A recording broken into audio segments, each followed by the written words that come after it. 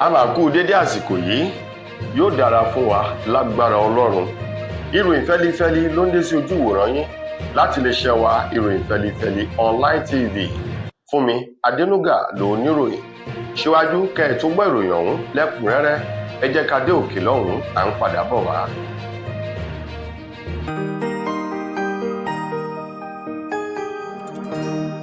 Ìròyìn fẹ́lifẹ́li TV, àjààbálẹ̀ làwọn ìròyìn ti wà, máa wò lóòrèkóòrè.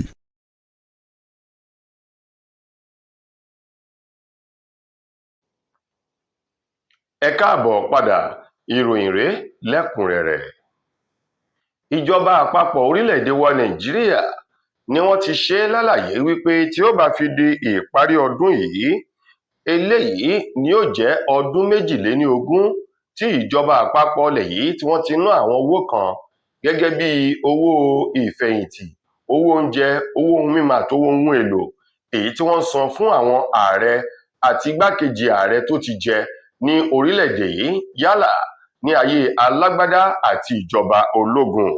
Àpapọ̀ owó ọ̀hún èyí tó ń lọ bílíọ̀nù 38.2 náírà 38.2 bílíọ̀nù náírà gẹ́gẹ́ bí àpapọ̀ owó èyí tí ìjọba àpapọ̀ tí wọ́n ti ná sẹ́yìn ní fún àwọn ààrẹ tó ti jẹ ní orílẹ̀-èdè wa Nàìjíríà, gẹ́gẹ́ bí àlàyé èyí tí ìjọba àpapọ̀ ilẹ̀ yìí tí wọ́n ṣe tí wọ́n fi léde ní ọjọ́ Ẹtì ọ̀sẹ̀ èyí tí a wà yìí, ṣe lálàyé wípé owó náà èyí tí wọ́n ti ń san bọ̀ láti bí ọdún 2007 léyìí tó jẹ́ wípé ení tere èjì tere òun ni wọ́n ti bẹ̀rẹ̀ sí ní ná owó ọ̀hún.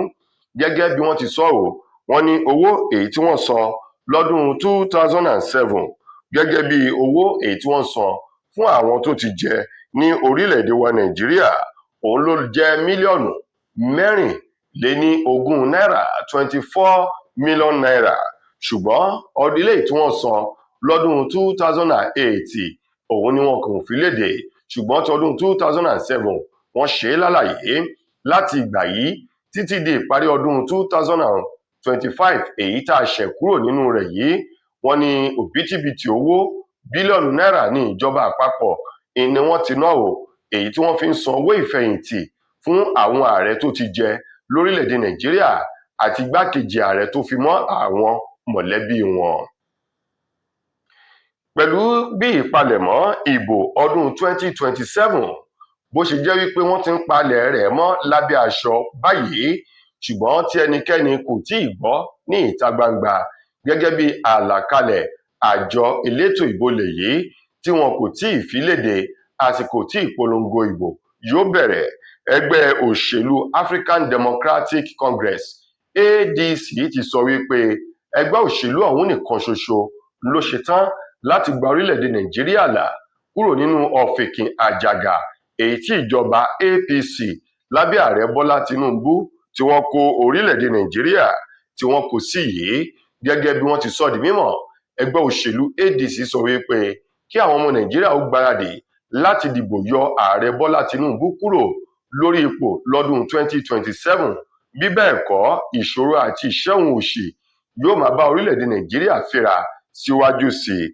Ọ̀rọ̀ yìí tó wà nínú ọ̀rọ̀ kan tí agbẹnusọ fún ẹgbẹ́ òṣèlú ADC Bọ́lájí Abdullahi tó fi léde ṣe lálàyé wípé lábẹ́ ìjọba ààrẹ Bọ́lá Tinubu yìí ọ̀pọ̀lọpọ̀ àjálù ló ti rọ́ lórílẹ̀-èdè Nàìjíríà, ṣùgbọ́n tí àwọn ọmọ ilẹ̀ yìí tí wọ́n mú mọ́ra nítorí pé bí a wí ìyà ni wọ́n fi jẹni tó sọ. Ó ní ṣùgbọ́n òun rọ àwọn ọmọ ilẹ̀ yìí láti gbáradì wípé ọdún 2027 yìí kí oníkálukú wọn mú káàdì ìdìbò láti dìbò yọ ẹgbẹ́ òṣèlú APC kí wọ́n yọwọ́ kílàńkó wọn kúrò nínú ìjọba àpapọ̀ ilẹ̀ yìí pẹ̀lú ààrẹ Tinubu. Nípa ìdí èyí kí wọ́n dìbò fún ìjọba ọ̀tun èyí tí ó gba orílẹ̀-èdè Nàìjíríà là. Gẹ́gẹ́ bí ẹgbẹ́ òṣèlú ADC bí wọ́n ti sọ, wọ́n ní ẹgbẹ́ òṣèlú wọn nìkan òun ló ṣetán o láti mú ìpinnu àti àlá rere àwọn ọmọ orílẹ̀-èdè Nàìjíríà wá sí ìmúṣẹ, pàápàá jù ní ẹ̀ka ètò ọrọ̀ ajé àti fífi ohun ìdẹ̀rùn rọ àwọn mẹ̀kúnnù lọ́rùn.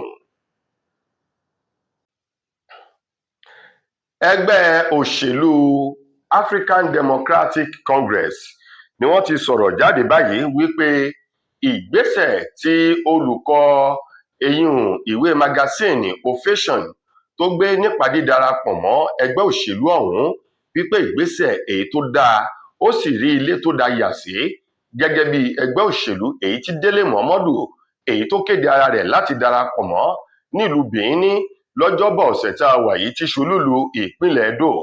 Bẹ́ẹ̀ bá gbàgbé, ọjọ́bọ̀ ọ̀sẹ̀ yìí ni Délé Momodu tó ń kọ Ovation magazine òun ló kéde ara rẹ̀ pé òun ti darapọ̀ mọ́ lákọ̀tún báyìí kúrò nínú ẹgbẹ́ òṣèlú PDP èyí tí wọ́n mọ̀ọ́mọ̀ tó wà tẹ́lẹ̀. Gẹ́gẹ́ bí Momodu ti sọ̀rọ̀ náà nílùú Benin olúlu ìpínlẹ̀ Edo, ó ní kì í ṣe torí owó àbí ohun tóun ó jẹ lòun ṣe darapọ̀ mọ́ ẹgbẹ́ òṣèlú ADC. Ó ní bẹ́ẹ̀ sì rèé kì í ṣe nítorí àwọn àgbààgbà òṣèlú tó wà nínú ẹgbẹ́ òṣèlú ADC lòun ṣe darapọ̀ mọ́ wọn. Ó ní ṣùgbọ́n òun rí ẹgbẹ́ òṣèlú ADC gẹ́gẹ́ bí ẹgbẹ́ òṣèlú tó ṣetán láti gbọn ìyà kúrò lára ọmọ orílẹ̀-èdè Nàìjíríà tó sì ṣetán láti mú ìdẹ̀rùn bá gbogbo mẹ̀kúnnù ní orílẹ̀-èdè yìí. Ó ní àwọn ohun tóun wò tóun fi darapọ̀ mọ́ rèé, ṣùgbọ́n ẹgbẹ́ òṣèlú ADC ní gbogbo ọ̀rọ̀ tí Délé Momodu sọ yìí òun ló rí bẹ́ẹ̀, ṣùgbọ́n ó ṣetán láti fi òtítọ́ àti ìwà ọmọlúàbí láti fi hàn nínú ẹgbẹ́ òṣèlú ọ̀hún. Nípa èyí, ẹgbẹ́ òṣèlú African Democratic Congress lápapọ̀ kí Délé Momodu káàbọ̀ sínú ẹgbẹ́ òṣèlú náà tí wọ́n sì rọ̀ ọ́ láti ṣiṣẹ́ pọ̀ pẹ̀lú òótọ́ inú àti ìfọwọ́sowọ́pọ̀ pẹ̀lú gbogbo ọmọ ẹgbẹ́ náà láti mú ayé dẹrùn fún àwọn ọmọ orílẹ̀-èdè Nàìjíríà. Gẹ́gẹ́ bí ọ̀rọ̀ tó ti ẹnu Bọ́lájí Abdullahi jáde sí Délé Momodu lórúkọ ẹgbẹ́ ọ̀hún èyí tí wọ́n kí káàbọ̀ sínú ẹgbẹ́ alálùbáríkà agbọ̀nyànù gẹ́gẹ́ bí àpèjúwe èyí tí wọ́n fi ṣe ẹgbẹ́ òṣèlú ADC. Iléeṣẹ́ ọlọ́pàá ìpínlẹ̀ Ondo ló ní ó kéré tán 2,500 àwọn oníṣẹ́ ibi afurasí ni wọ́n rọ́wọ́ tó láàrin ọdún 2025.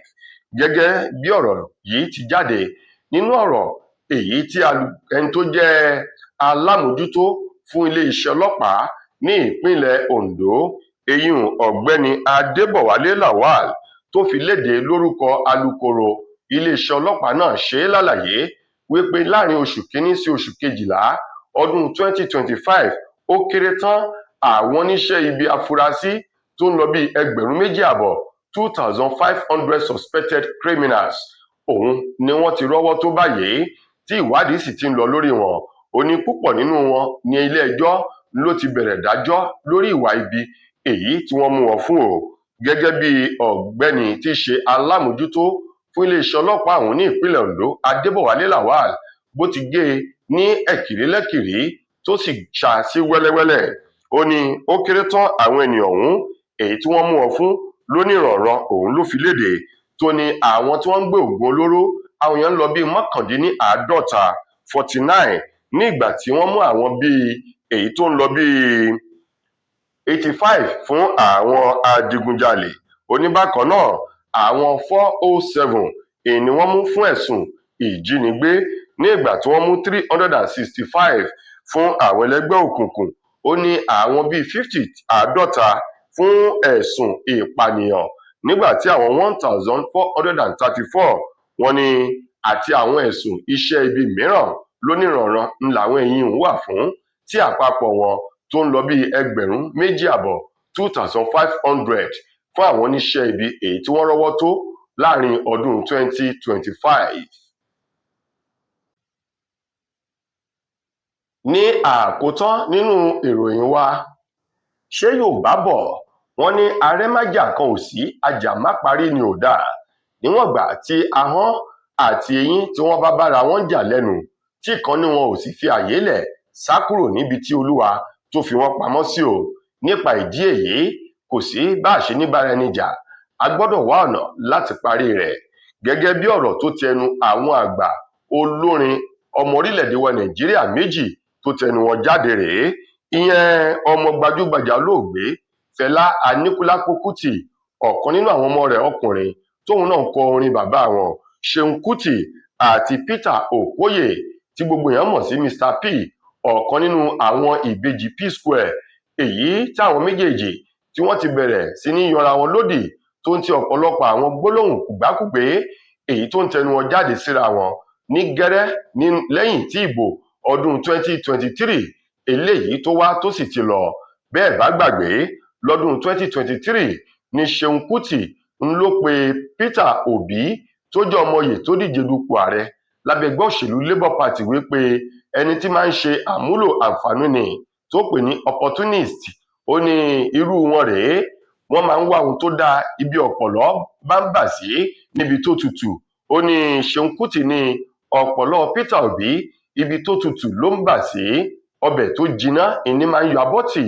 Àwọn ọ̀rọ̀ tó ti ẹnu Ṣeun Kútì jáde sí Peter Obi rèé kó tó di wípé ọ̀gbẹ́ni P-Square ti ṣe ọ̀kan nínú àwọn ìbejì P-Square, Mr P Peter Okoye, tó dá èsì ọ̀rọ̀ padà fún Ṣeun Kútì wípé irú gbólóhùn tó ti ẹnu rẹ̀ jáde yìí ó kù díẹ̀ káàtó. Ó wá ṣe àpèjúwe Ṣeun Kútì gẹ́gẹ́ bí ẹni tí ò ní òye ọ̀rọ̀ sísọ láwùjọ, tó kàn la ẹnu láti sọ ohun tó jáde sí ní ẹnu síta, yàtọ̀ sí kó ní òye kó mọ irú ọ̀rọ̀ tó dáa tí ó ti ẹnu rẹ̀ jáde. Láti ìgbà yìí ń làwọn àgbà méjì ọ̀hún ni wọ́n ti ń bára wọn jà tí wọ́n sì ti ń yanra wọn lódì. Ṣùgbọ́n fọ́nrán kan tó jáde nínú ọ̀sẹ̀ yìí níbi tí àwọn méjèèjì ọ̀hún tí wọ́n ti dìmọ́ra wọn tí wọ́n sì ti kíra wọn nínú ilé ìgbafẹ́ kan ní ìpínlẹ̀ Èkó. Níbẹ̀ ni Ṣeun Kútì ti sọ̀rọ̀ jáde, èyí tó sọ fún Peter Okoye wípé àwọn gbọ́dọ̀ parí ìjà, àwọn ò gbọ́dọ̀ torí olóṣèlú máa jà, nítorí àwọn olóṣèlú yìí ìmọ̀ tara ẹni nìkan ni wọ́n mọ̀, bébí ń pọmọ ẹnìkọ̀ọ̀kan kò sí nínú ọ̀rọ̀ tiwọn o. Nípa èyí, iṣẹ́ orin ń ló pa àwọn méjèèjì pọ̀ kí wọ́n sì parí rẹ̀ kí oníkálukú wọn kí wọ́n máa bára wọn ṣe bí ọmọ ìyá gẹ́gẹ́ bí wọ́n ti ń ṣe tẹ́lẹ̀tẹ́lẹ̀. Wọ̀nyí ni àwọn ọ̀rọ̀ tó tẹnu Ṣeun Kútì jáde tí Peter Okoye Mr P tóun náà sì sọ wípé lótìtọ́ lódodo ni o, ẹni tí àwọn torí rẹ̀ ń jà tí wọ́n ń kú yìí kò má rí wọn, bẹ́ẹ̀ sì ni kò dá àwọn mọ̀, gẹ́gẹ́ bí wípé àwọn ń jà fún kí àwọn òun àti Ṣeun kí oníkálukú wọn jọ parí ìjà kí wọ́n sì máa bára wọn ṣe bí ọmọ ìyá. Lẹ́yìn ọ̀rọ̀ yìí ń làwọn méjèèjì ni wọ́n dì mọ́ra wọn nítorí gbàgì tí wọ́n sì jọ bọ̀ra wọn lọ́wọ́ tí wọ́n jọ jókòó, èyí tí wọ́n bẹ̀rẹ̀ sí ní ṣe fàájì. Tó ẹ̀yin èèyàn wa, ìròyìn wa fún tòní ò ní ju báyìí lọ.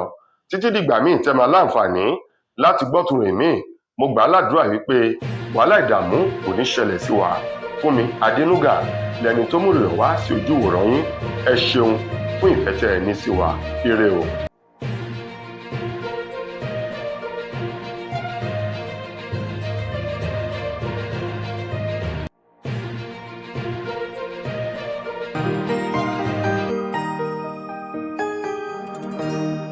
Ìròyìn Fẹ́lifẹ́li TV àjààbálẹ̀ làwọn ìròyìn ti wà, máa wò lóòrèkóòrè.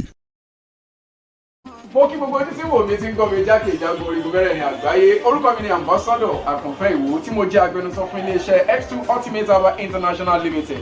Níléeṣẹ́ wa bí láti màmọ̀ dájú nǹkan kan tí eléyìnbó ń pè ní health is wealth, ìlera lọ́rọ̀. Kì í ṣàfẹnujẹ́ nìkan tá a bá ń gbọ́ ní sétí, torí gbogbo lọ́gbọ̀n àwọn èèyàn ni wọ́n ń kojú àìsàn tí a pè ní ìfúnpá gíga. Ìdí nìyí tí iléeṣẹ́ X2 Ultimate Herbal fi ṣètò oògùn ìfúnpá gíga fún ní powder àti ní olómi. Kò tán síbẹ̀, oògùn ìtọ̀ ṣúgà ó wà ní iléeṣẹ́ X2 Ultimate Herbal International Limited ní powder àti ní olómi. Òun náà lẹ̀ ń wò yìí. Oògùn ọ̀pẹ́ ẹ̀yìn wà tí a ti ṣe lọ́jọ̀ fún ẹni tó bá ń kojú ọ̀pẹ́ ẹ̀yìn torí gẹ́gẹ́ bí ìṣòro. Iléeṣẹ́ wa níbí ní oògùn ẹ̀ tó lè bá wọn tán rẹ̀ lójú ọgbọ́n. Bákan náà, ogunlọ́gọ̀ àwọn èèyàn ni wọ́n jẹ́ oníbìísí tí wọ́n ti rora wọn pín wípé Ọlọ́run ò lè ṣe, ṣùgbọ́n tó jẹ́ pé àìsàn kan sómìíràn ní kọjú ọmọ bíbí wọn. Ó wà ní iléeṣẹ́ X2 Herbal International Limited.